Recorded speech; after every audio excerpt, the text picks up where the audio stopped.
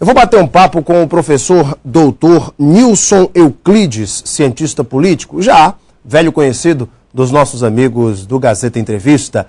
Vamos fazer uma análise política deste momento. Estamos entrando no ano das eleições, o calendário eleitoral já preconiza algumas situações importantes, como as pesquisas que devem ser registradas junto ao TRE. Enfim, não se pode mais dar nenhum tipo de benefício a eleitor neste ano, a não ser que sejam de programas de governo que já foram iniciados no ano anterior.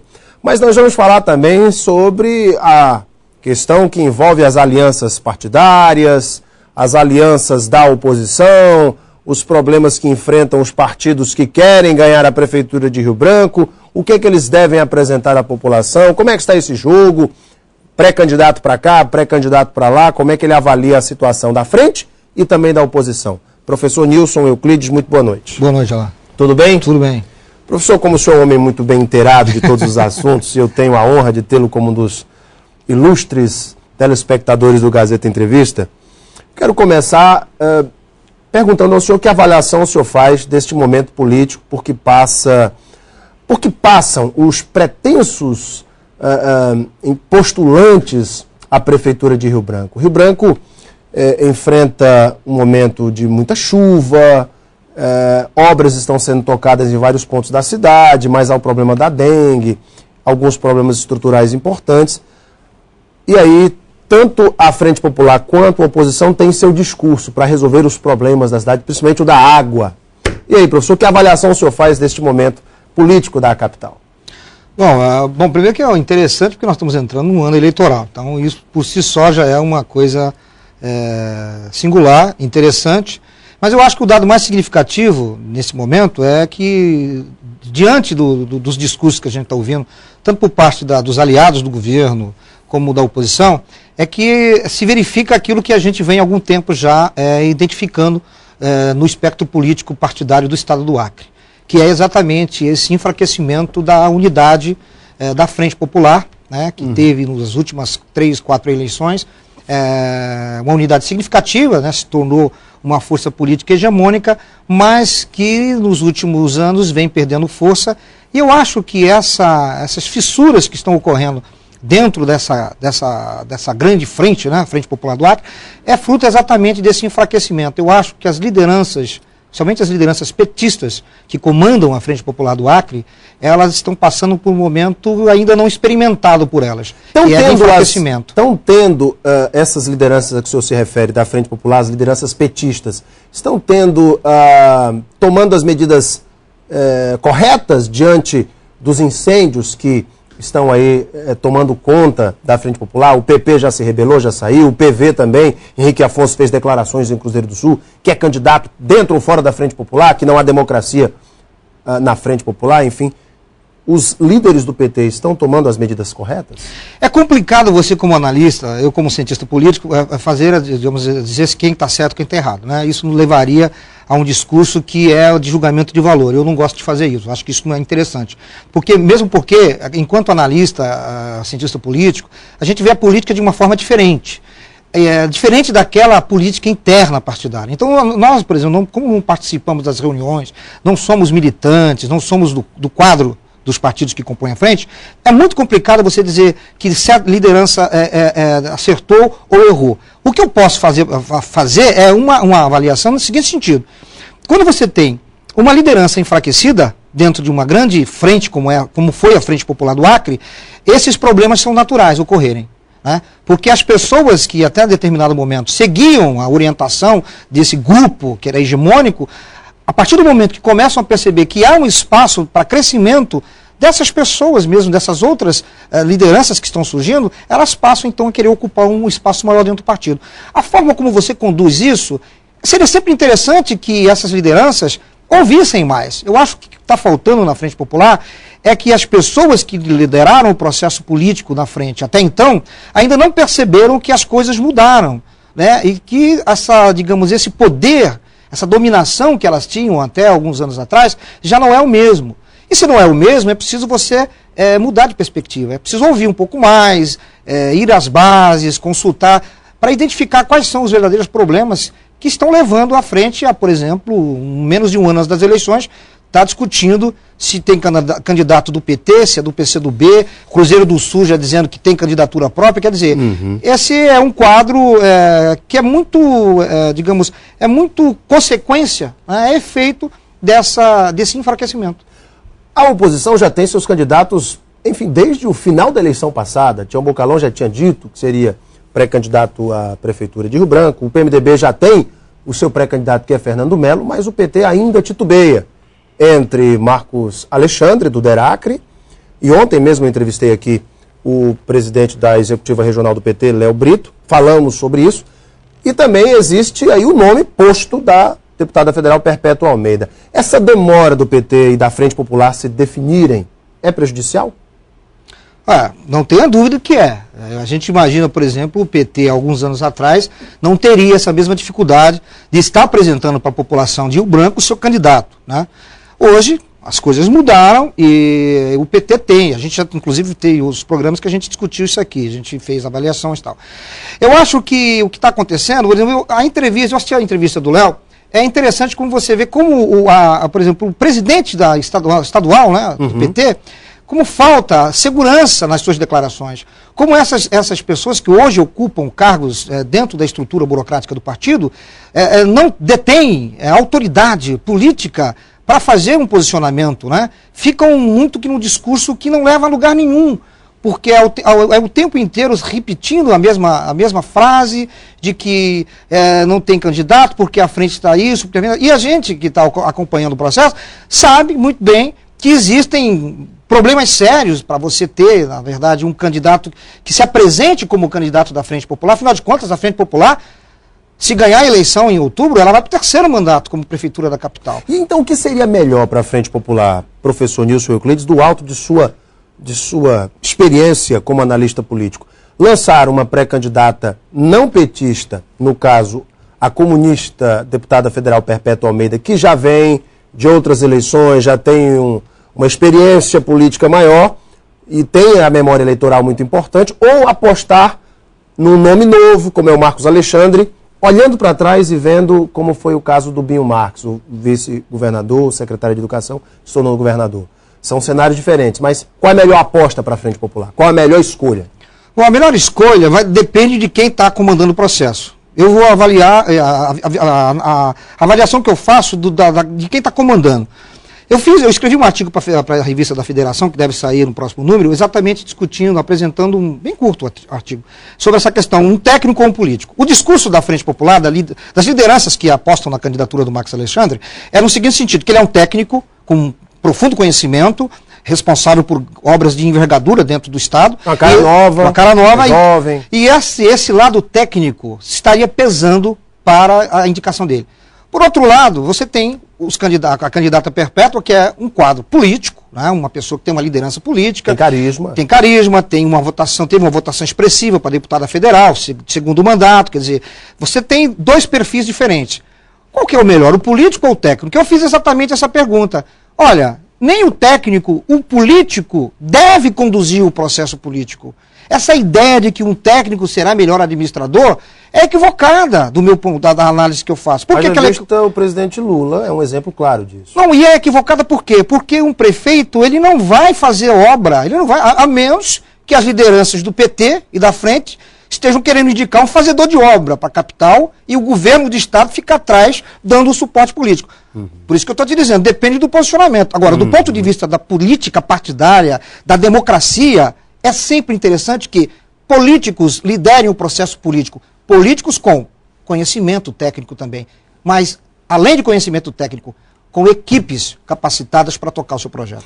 Professor, e a oposição? Nós vemos agora o novo integrante da oposição, o Partido Progressista, o PP, de Gladson Cameli, de José Bisteni. Conversei com o Bisteni no início da semana e ele me dizia o seguinte: nós estamos em dúvida. Não sabemos se vamos indicar o vice do PSDB, de Tião Bocalon, ou o vice do pré-candidato do PMDB, Fernando Melo. Mas olha, antes disso, o PP disse que sairia da Frente Popular em busca de espaço, porque, por determinação da Nacional, deveria lançar a candidatura própria. Agora, discute-se a vice. O que está acontecendo com o PP, professor Nilson Euclides? Traiu-se no próprio discurso? O que está acontecendo com o PP é o que acontece normalmente com todos os partidos do Brasil. Os partidos são conduzidos por ideias de lideranças. Os partidos não têm um projeto, eles não têm um projeto de poder, eles não têm uma estrutura organizada, com uma militância organizada, com quadros que sejam obedientes a essa estrutura, a esse projeto, a essa ideologia. Os partidos políticos no Brasil, como um todo, com raríssimas exceções, eles são conduzidos pelas vontades individuais. O que a gente está assistindo hoje, por exemplo, no Acre, essa questão do PP, nada mais é do que uma vontade individual de liderança, de algumas lideranças do PP, conduzindo o processo do partido. E isso, em São Paulo, você tem um quadro parecido. O Gilberto Kassab, por exemplo, essa semana já declarou, vai apoiar o candidato Fernando Haddad, do PT. Quem é que imaginaria isso há um ano atrás? E olha que ele era do Democratas. Pois então. É a busca de lançar-se a si mesmo, do seu crescimento pessoal. Quer dizer, você conduzir uma instituição tão importante como os partidos políticos são para a democracia, pela vontade individual dos seus quadros, só pode levar os partidos a esse quadro de falência. Hoje é discutível, por exemplo, a gente falar sobre o papel que os partidos políticos têm enquanto instituições representativas no Brasil.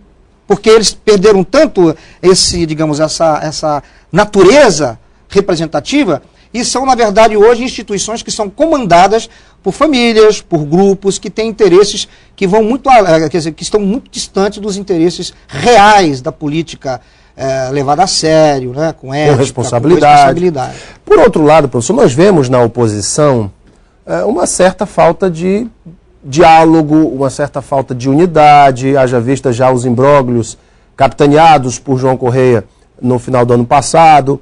Nós vemos também que existe uma disputa interna entre Petecão, Márcio Bittar, Bocalon, Flaviano Melo, para saber quem vai realmente ser o grande líder, o grande capitão dessa nau oposicionista.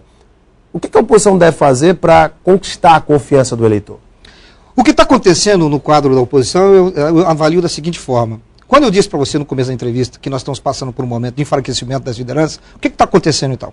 Quando do lado de lá você tem uma unidade da frente que já não existe mais e que essa força, essa hegemonia já está apresentando sinais de enfraquecimento, de ruptura, o que acontece? Os que estão de lado de cá se acham em condições reais de furar essa pequena fissura e se fazerem governo, se fazerem poder.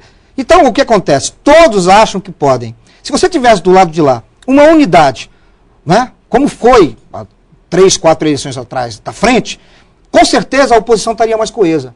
Mas como do lado de lá, nós estamos discutindo aqui candidatura da frente, quem vai ser?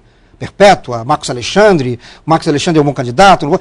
Então, quando você tem um quadro de insegurança, de instabilidade do lado da frente, a oposição passa então a se sentir um pouco mais, fortalecida e legitimada para. E isso ocorre o que? Os partidos vão pensando de forma particular. Poxa, não está tão difícil enfrentar. Já o bicho não é tão feio como parecia. Então eu acho, por exemplo, eu avalio o seguinte: o PMDB acha que tem condição de fazer, o PP acha que tem condição de fazer, o PCdoB, no lado acha que tem condição de fazer, e o PSDB, que talvez seja o partido, do ponto de vista dos números eleitorais, que esteja à frente, com o Tião Bocalon sempre liderando as pesquisas, também faz um discurso que me parece que que destoa um pouco desse posicionamento. Por quê, professor? Porque como ele está liderando as pesquisas, e eu acho que ele entende com larga vantagem, e ele é um nome, sem dúvida, dos quadros que estão na oposição hoje se apresentando, ele é aquele que tem potencialmente mais condições de ganhar a eleição, ou de enfrentar um candidato da frente com maior equilíbrio. Então ele faz esse discurso mais da unidade. A estratégia para a oposição, então, seria essa unidade que Bocalon está pregando, que ele gostaria de ter, todo mundo apoiando a candidatura dele, para fechar a fatura no primeiro turno? Ou contra a Frente Popular nunca se deve pensar em fechar a fatura no primeiro turno por conta da força que tem, por conta da militância, por conta da mobilização, enfim. Qual é a melhor opção para a oposição? Realmente fortalecer um candidato só ou lançar vários? Não, eu acho que se existisse um projeto, se é que existe um projeto da oposição, a oposição deveria, sem dúvida nenhuma, estar pensando numa única chapa, porque nenhum partido no Acre hoje, tanto da oposição, possui quadros para tocar um governo sozinho. Então essa unidade deveria existir sim. Eu acho que a oposição teria muito mais chance, independente dessa coisa de levar no primeiro ou no segundo turno, isso é irrelevante. Porque o que tem que estar acima de tudo é o projeto de governo. Qual é o projeto que a oposição tem? Se a oposição tivesse um projeto fechado, sabendo que esse projeto só é viável se ela contar com a participação dos demais partidos de oposição, nós teríamos um quadro diferente. Nós teríamos sim o candidato com melhor condição de ganhar a eleição é o candidato do PSDB, os demais partidos se uniriam, contribuiriam para esse projeto e com certeza nós teríamos um quadro um pouco mais equilibrado. Então, para a Frente Popular, o segundo turno é a melhor opção por conta desse fortalecimento da frente, nos momentos difíceis, o partido sempre, principalmente o PT, sempre se sobressai, enfim, tem a máquina ao seu lado. Como é que o senhor pensa? Para a Frente Popular, tentar vencer também ou não tem como pensar em primeiro turno, tem que pensar em segundo turno? Olha, é difícil você fazer prognóstico agora. Por exemplo, você tem a última pesquisa, saiu Tião Bocalon com 46% e colocaram o Marcos Alexandre, uma pesquisa que eu fiquei um pouco... achei meio estranho porque o nome da Perpétua não foi colocado na relação. Só então, na segunda, em que ela aparece com 27 e o Marcos Alexandre com 7. Pois é, então veja bem, você tem aí um quadro que você, quando se for deflagrado o processo, né, a campanha, qual é o potencial de crescimento do Bocalon? Será que ele chegou no teto dele? 46, 45, 40? Ou ele tem condições de crescer mais? Só o processo eleitoral vai nos dizer. Então eu acho que essa eleição, ela pode ser decidida no primeiro turno, sim, se o candidato que entra na eleição começar a liderar e mostrar potencial de crescimento na sua campanha, no seu discurso, ele tem condições de levar a fatura no primeiro turno. Agora, se ele não demonstrar isso, a tendência é que os candidatos que estão em terceiro, segundo, quarto colocado, passem a crescer. E aí, quando você tem, por exemplo, se você tiver uma candidatura, vamos colocar aqui uma situação hipotética, a Perpétua lançando candidatura pelo PCdoB, o Marcos Alexandre como candidato da frente pelo PT, e mais um ou dois candidatos de outros partidos, e o Tião Bocalon à frente.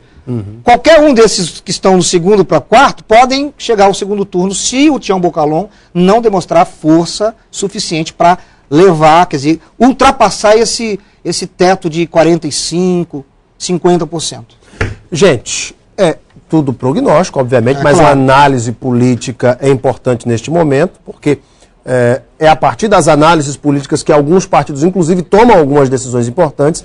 Professor Nilson Euclides, é sempre um ótimo papo aqui no Gazeta Entrevista. Professor, obrigado pela tua vinda, viu? É um prazer. Prazer é nosso ter você aqui. Daqui a pouco nós voltamos para a sequência do Gazeta Entrevista. Fique conosco. Até já.